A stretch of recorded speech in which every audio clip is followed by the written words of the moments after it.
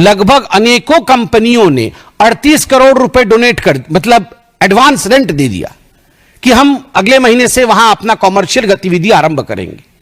मगर किसी प्रकार का कॉमर्शियल गतिविधि वहां नहीं है। जब चेकिंग किया गया तो ये जो 18 करोड़ रुपए का बोगस डोनेशन है, ये जो एडवांस रेंट है 38 करोड़ रुपए का, और जो 29 करोड़ का बोगस एडवर्टाइजमेंट है, ये सारे पैसे कहां गए? कुल मिलाकर के ईडी कहती है ये प्रोसीड ऑफ क्राइम्स जो है ये 988 करोड़ का है।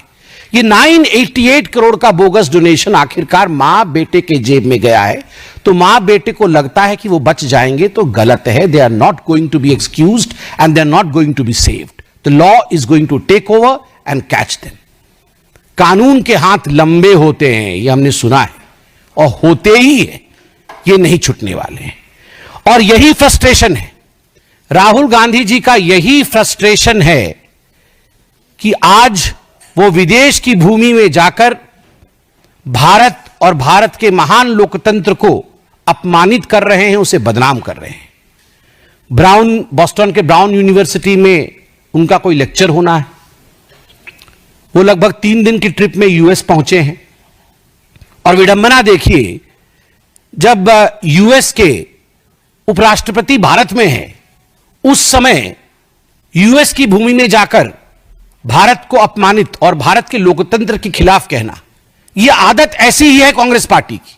आप याद करिए, जब कॉमनवेल्थ हो रहा था उस समय भी यूएस में जाकर, और उस समय भारत में ही भारत के खिलाफ राहुल गांधी और उनकी तमाम जो उनके नेतागण हैं वो कह रहे थे।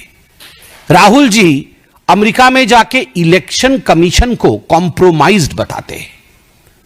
वो कहते हैं कि महाराष्ट्र के चुनाव में जिस प्रकार का मतदान हुआ वो एक तरह से फर्जीवाड़ा था।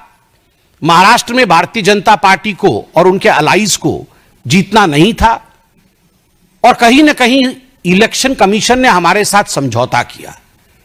मैं राहुल जी से पूछना चाहता हूं, राहुल जी, झारखंड भी तो उसी समय चुनाव हुआ था, क्या आपने इलेक्शन कमीशन के साथ झारखंड में समझौता किया था? आप एक बार सोरेन जी से पूछिए, क्या उन्होंने समझौता किया था इलेक्शन कमीशन से?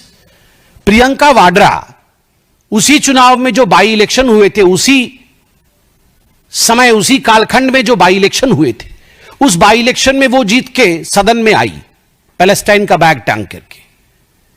आप बताइए, क्या प्रियंका वाड्रा ने रॉबर्ट वाड्रा की मध्यस्थता से इलेक्शन कमीशन के साथ कोई कॉम्प्रोमाइज किया तभी उसकी जीत हुई, या वो अपने मेहनत पर जीत कर आई?